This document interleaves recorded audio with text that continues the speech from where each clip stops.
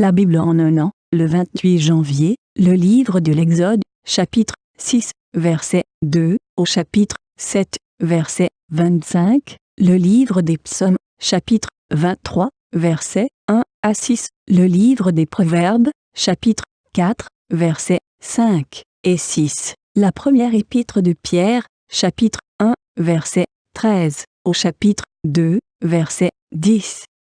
Exode, chapitre 6. Dieu parla encore à Moïse, et lui dit, « Je suis l'Éternel. Je suis apparu à Abraham, à Isaac et à Jacob, comme le Dieu Tout-Puissant.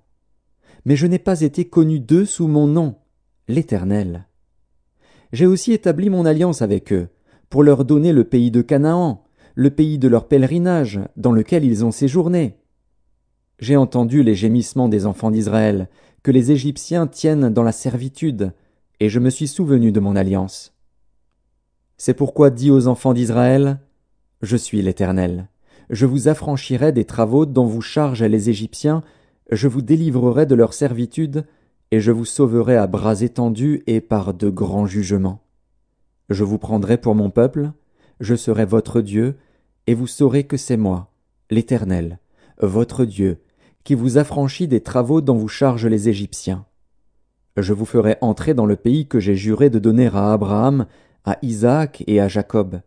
Je vous le donnerai en possession, moi l'Éternel. » Ainsi parla Moïse aux enfants d'Israël, mais l'angoisse et la dure servitude les empêchèrent d'écouter Moïse. L'Éternel parla à Moïse et dit, « Va, parle à Pharaon, roi d'Égypte, pour qu'il laisse aller les enfants d'Israël hors de son pays. » Moïse répondit en présence de l'Éternel, « Voici, les enfants d'Israël ne m'ont point écouté. Comment Pharaon m'écouterait-il, moi qui n'ai pas la parole facile ?» L'Éternel parla à Moïse et à Aaron, et leur donna des ordres au sujet des enfants d'Israël et au sujet de Pharaon, roi d'Égypte, pour faire sortir du pays d'Égypte les enfants d'Israël.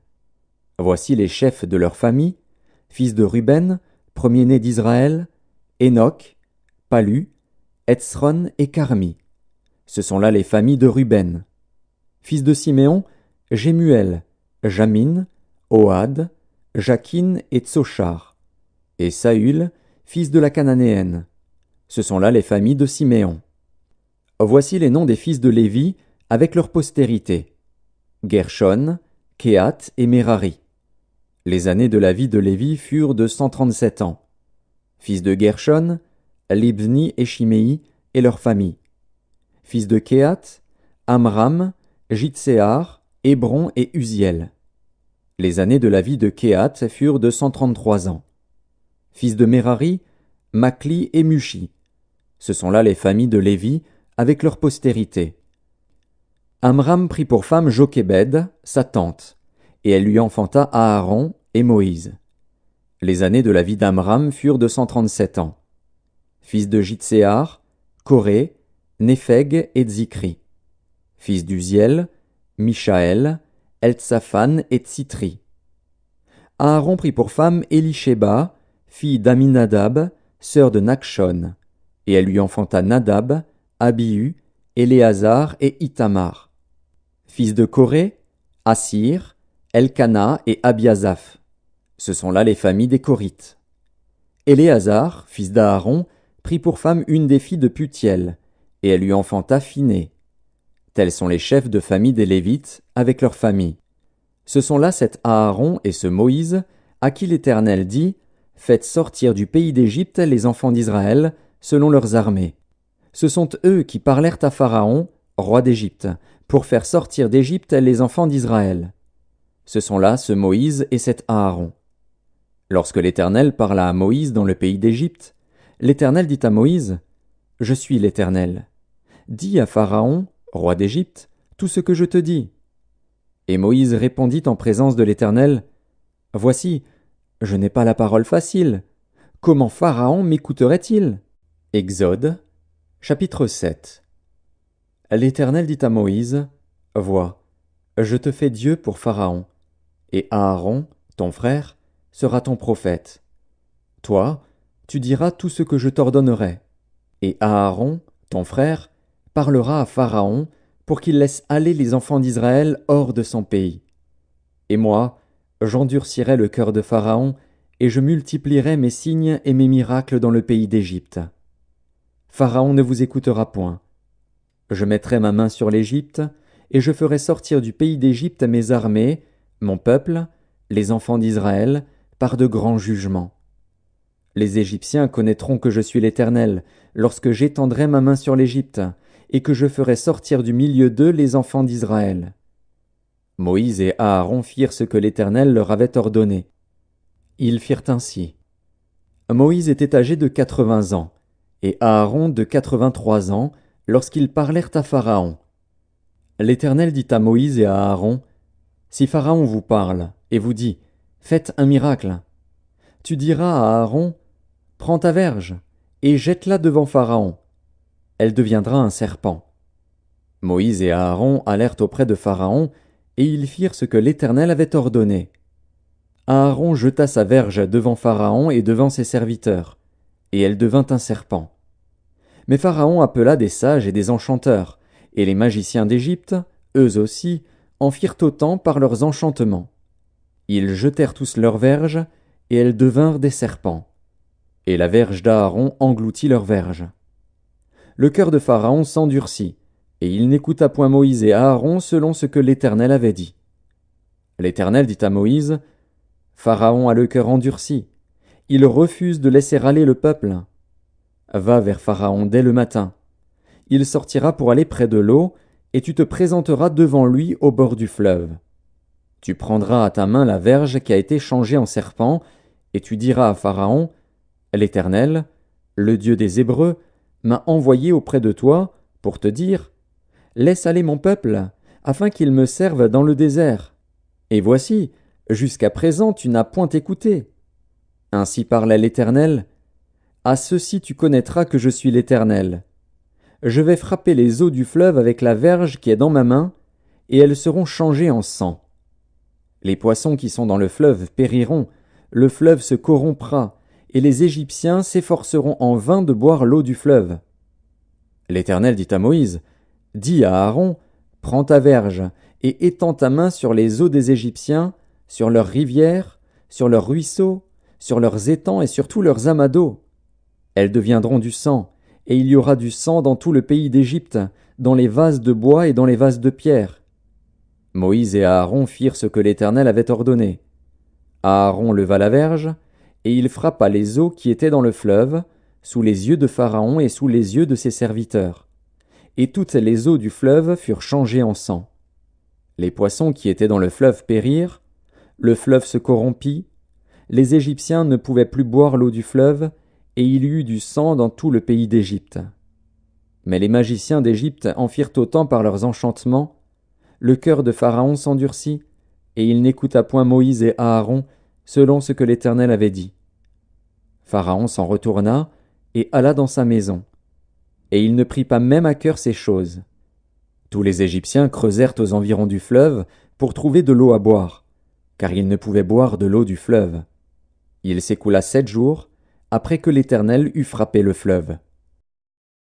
Psaume 23. Cantique de David. L'Éternel est mon berger, je ne manquerai de rien. Il me fait reposer dans de verts pâturages, il me dirige près des eaux paisibles, il restaure mon âme, il me conduit dans les sentiers de la justice à cause de son nom. Quand je marche dans la vallée de l'ombre de la mort, je ne crains aucun mal, car tu es avec moi. Ta houlette et ton bâton me rassurent. Tu dresses devant moi une table en face de mes adversaires. Tu oins d'huile ma tête et ma coupe déborde. Oui, le bonheur et la grâce m'accompagneront tous les jours de ma vie, et j'habiterai dans la maison de l'Éternel jusqu'à la fin de mes jours. Livre des Proverbes, chapitre 4. Acquiert la sagesse, acquiert l'intelligence, n'oublie pas les paroles de ma bouche, et ne t'en détourne pas. Ne l'abandonne pas, et elle te gardera, aime-la, et elle te protégera. Épître de Pierre, chapitre 1er. C'est pourquoi saignez les reins de votre entendement, soyez sobres, et ayez une entière espérance dans la grâce qui vous sera apportée lorsque Jésus-Christ apparaîtra. Comme des enfants obéissants, ne vous conformez pas aux convoitises que vous aviez autrefois, quand vous étiez dans l'ignorance. Mais puisque celui qui vous a appelé est saint, vous aussi, soyez saints dans toute votre conduite, selon qu'il est écrit « Vous serez saints, car je suis saint ».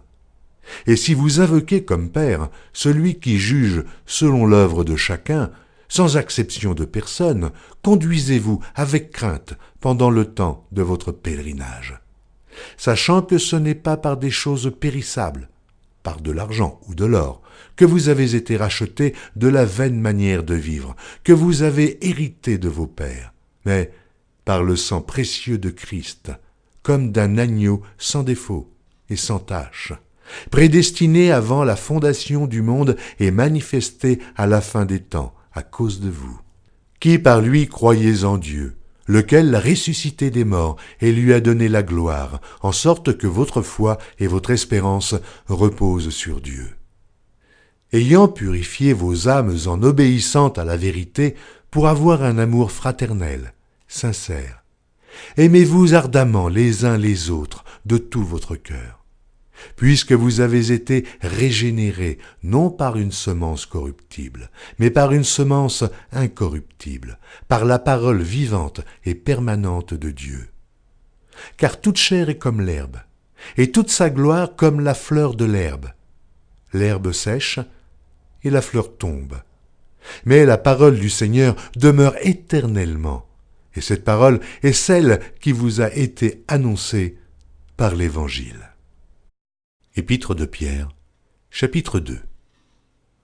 Rejetant donc toute malice et toute ruse, la dissimulation, l'envie et toute médisance, désirez comme des enfants nouveau-nés le lait spirituel et pur, afin que par lui vous croissiez pour le salut. Si vous avez goûté que le Seigneur est bon, approchez-vous de lui, pierre vivante, rejetée par les hommes, mais choisie et précieuse devant Dieu. Et vous-même, comme des pierres vivantes. Édifiez-vous pour former une maison spirituelle, un saint sacerdoce, afin d'offrir des victimes spirituelles, agréables à Dieu par Jésus-Christ. Car il est dit dans l'Écriture, « Voici, je mets en Sion une pierre angulaire, choisie, précieuse, et celui qui croit en elle ne sera point confus. » L'honneur est donc pour vous qui croyez, mais pour les incrédules. La pierre qu'ont rejetait ceux qui bâtissaient est devenue la principale de l'angle, et une pierre d'achoppement et un rocher de scandale. Ils s'y heurtent pour n'avoir pas cru à la parole, et c'est à cela qu'ils sont destinés. Vous, au contraire, vous êtes une race élue, un sacerdoce royal, une nation sainte, un peuple acquis, afin que vous annonciez les vertus de celui qui vous a appelé des ténèbres à son admirable lumière. Vous qui autrefois n'étiez pas un peuple, et qui maintenant êtes le peuple de Dieu, vous qui n'aviez pas obtenu miséricorde, et qui maintenant avez obtenu miséricorde.